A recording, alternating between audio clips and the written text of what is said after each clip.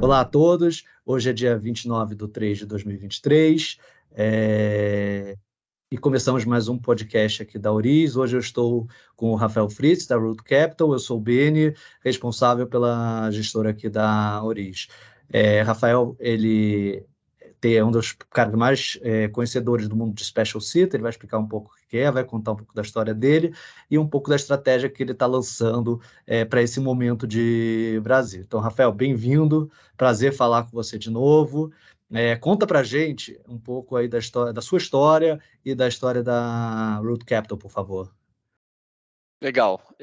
Boa tarde, Beni. Obrigado pelo convite. É um prazer estar aqui com vocês nessa conversa.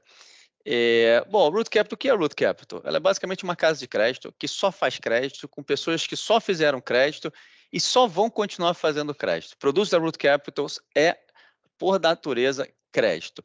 E a nossa missão aqui é um dia se perguntarem para o Beni, Beni, quem são os 3 caras aí de crédito que você recomenda para os clientes investirem, que a gente entre nessa listinha? Se a gente fizer isso, a gente fez um bom trabalho. E para fazer isso, a gente conta com uma equipe que só fez crédito, tanto nossos analistas, nossos advogados, nossos gestores. É uma equipe que está junto há muito tempo.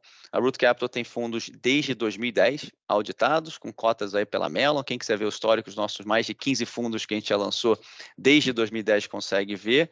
E, por fim, com um alinhamento de interesse e uma governança bem diferenciada. A gente tem investidores internacionais, quase 80% do passivo da Root Capital são investidores americanos, o que faz com que a gente tenha que se adaptar aos procedimentos e às demandas e um alinhamento que um investidor internacional esperaria. Então, não só atendendo com a regulamentação brasileira, ANBIMA e CVM, mas também com os procedimentos de regulamentação americano via SEC. Essa Root Capital, a gente atua no espectro inteiro de crédito, desde o high grade, com menos risco, com uma maior liquidez, tocado por uma equipe independente, no high yield, que tem um pouco mais de prêmio, mas também precisa um pouquinho mais de liquidez, de carência, digamos assim, até 180 dias, até o espectro final do distress, do special situation, que são as situações mais difíceis, os créditos mais complicados, incluindo até recuperação judicial. A gente acha que o Brasil teve um período de muito tempo com excesso de liquidez e juros muito baixos, né? A gente se para pensar do ano passado, você volta 7 anos para encontrar uma grande recuperação judicial no Brasil, e que de 7 anos para cá o que mudou foi o juros saiu de 2% para quase 14%, né? A abundância de liquidez secou. Então a gente já começou a ver, não preciso falar, que estamos vendo eventos de crédito que a gente não via por 7 anos. Você teve evento da Lojas Americanas em janeiro, você teve evento da Light, CVC, ontem quebrou a cervejaria Petrópolis. Estamos falando de números expressivos. A cervejaria Petrópolis foram 4.400 milhões de reais de uma empresa em recuperação judicial. A gente, infelizmente, acha que isso ainda é o começo. A gente ainda acha que essa crise, tanto local no Brasil quanto internacional, a gente tem um cenário hoje que não só o Brasil tem um cenário difícil, mas também um cenário internacional complicado. A gente vê a China reabrindo, inflação no mundo, juros altos nos Estados Unidos, guerra na Ucrânia, crise energética na Europa. Então, tem muitos elementos para, de certa forma, aumentar prêmio de risco, aumentar a taxa de prêmio exigido por investidores, que reprecifica tudo, que torna a vida mais difícil. E, por fim, o que eu acho que está acontecendo no Brasil agora, que não acontecia há muito tempo, é que o gringo está meio que abandonando. O investidor internacional não está mais olhando para o Brasil como olhava antes, especialmente no mundo de crédito. Então, você teve, durante os últimos 3 anos, muita gente saindo de renda variável entrando em renda fixa, muita gente comprando os mesmos papéis nos últimos 3 anos. Com o evento da Lojas Americanas, a gente teve algo que a gente não tinha há bastante tempo, que foi resgate em fundos de crédito. Vocês devem estar vendo aí vários fundos tendo 20%, 25%, 30% de resgate, vendendo normalmente coisa boa, ficando com coisa um pouquinho mais complicada. O mercado está calmando agora, mas tem muito mais prêmio. E a gente acha que, infelizmente, aquelas empresas que sobreviveram por conta de excesso de liquidez e juros baixos, agora, infelizmente, não vão conseguir sobreviver. Você vai ter mais empresa quebrando, mais empresa precisando vender ativo, e é nessa hora que a gente acha que os fundos de Special Situations e de Distressed têm uma safra boa. A Então, gente faz aproveitando o gancho, Rafa, o que é um fundo de Special Cits também? O que é Special Cits, né? Dado que isso pode significar muita coisa, mas para o seu produto, para o que você vai fazer, o que quer dizer? Como é que você trabalha isso? Perfeito. A gente, assim, é muito, digamos, Caxias no que a gente faz aí na caixinha de Distress Special Situations, né? Você tem razão, Special Situations pode ser qualquer coisa, né?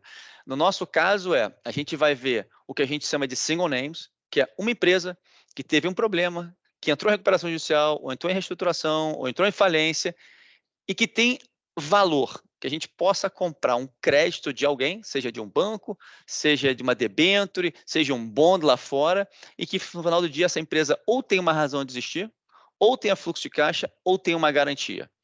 Né? A gente, no mercado imobiliário... Você consegue dar um exemplo, até para ficar um pouco mais tangível para a gente? Vou dar alguns exemplos que a gente fez. A gente foi um credor relevante, foi o terceiro maior credor da antiga MPX do Ike.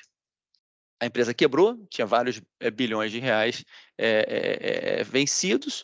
Um banco, o terceiro maior banco, quis sair, quis vender essa dívida. A gente achava que a empresa tinha uma razão de existir, tinha um fluxo de caixa altamente previsível por ser uma empresa do setor de utilities, de energia. Você consegue ver qual é o fluxo de caixa dela. Era uma questão de estrutura de capital. Todo o projeto tem 3 variáveis, né? Tempo, custo e escopo. Infelizmente, o projeto do Ike sempre custaram mais, demoraram mais e o escopo era definido, então ele não conseguia nem diminuir o escopo. Ela quebrou, mas ela já estava praticamente pronta. Então foi uma questão de dar prazo para a dívida. Metade da dívida a gente alongou, e metade da dívida a gente converteu em ações da MPX, então desalavancando a empresa pela metade. A empresa, ao longo do tempo, foi entregando o fluxo de caixa que a gente entendia, o valuation dela em bolsa foi subindo, e a gente conseguiu monetizar cerca de 3 vezes o capital investido nessa operação. Então, essa é uma operação mais sofisticada. Mas também a gente tem um banco com uma dívida de 100 milhões de reais, que ele emprestou para alguém com uma garantia de 100 milhões de reais. Vamos botar um exemplo fácil, um loan to value, né? Crédito versus garantia de 100 milhões. A empresa não pagou, o banco tomou o calote, marcou a dívida a zero, provisionou 100%. A gente ofereceu 20 centavos da dívida para o banco, ele vendeu por 20 centavos para a gente sentou com o devedor. Nessa hora, você tenta ou negociar com o devedor algo no meio do caminho, e aí é o melhor deal, que você acelera a recuperação do crédito. É bom para o devedor que a gente dá um desconto para ele, bom para a gente que a gente dobra, triplica o capital rápido, mas a gente tem que estar preparado se, infelizmente, o devedor não tiver condições de nos pagar, a gente executar a garantia. Nesse caso, uma alienação fiduciária de um imóvel. A gente aqui na Root Capital tem 3 advogados super sênios, são sócios da empresa, que já executaram de tudo: cobertura, fazenda de soja, o maior prédio em Santos, o último terreno da Avenida Atlântica. E, nesse caso, executar a garantia, tomar e vender para um terceiro. Então, se o imóvel valia 100 milhões, eu comprei a dívida por 20, se eu executo e vendo por 40, 60 milhões, eu faço 2 vezes ou 3 vezes o dinheiro. Esses são os single names, que é estudar uma situação específica de crédito, ver se tem garantia, ver se tem fluxo de caixa, ver se eu consigo comprar num preço que eu vou trabalhar esse crédito, monetizar ele e dar um múltiplo sobre o capital investido. A gente também faz uma parcela do fundo de precatórios, né?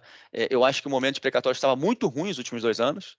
Você basicamente tinha juros baixos, preço precatório caro e uma PEC de precatórios muito clara na nossa concepção, que ia ser ruim para a classe de ativo.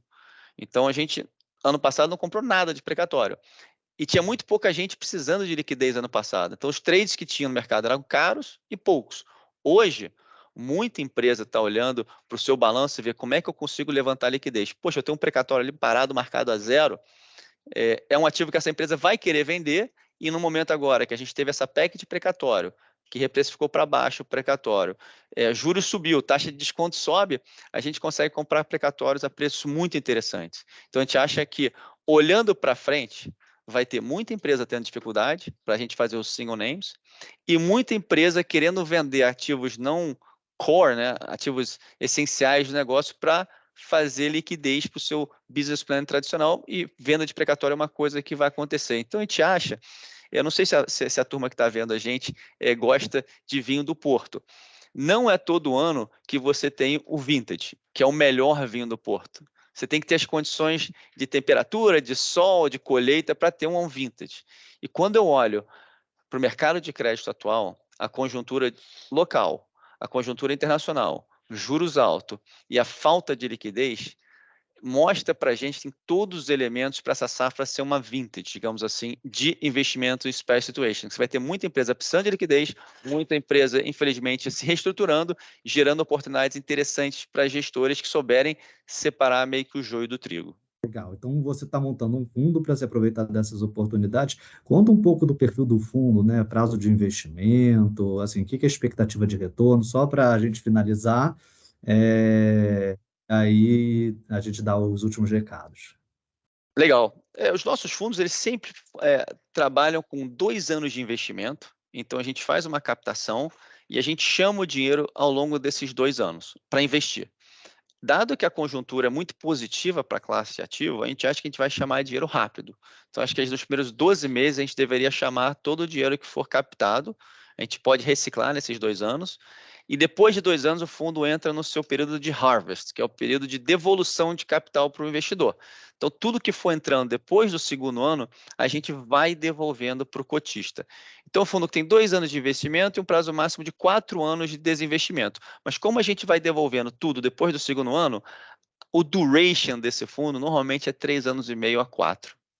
Legal. E o que que você espera entregar em termos de resultado na mão do investidor, em termos de TIR, né? E de múltiplo? A gente pensa que se eu fosse dar o meu dinheiro para Obviamente, o. obviamente, isso não é uma promessa, mas é assim, é o que Claro, você gostaria esse, de fazer. esse é o famoso objetivo target, né? É o É alvo, o isso. retorno-alvo.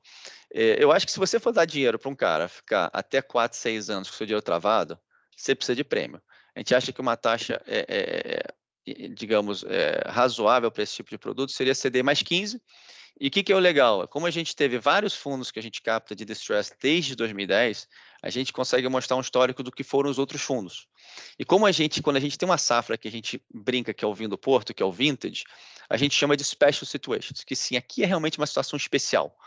O último special situations que a gente captou foi em 2015 e 2016, quando foi no impeachment da ex-presidente Dilma, que criou-se um estresse de mercado e foi muito interessante.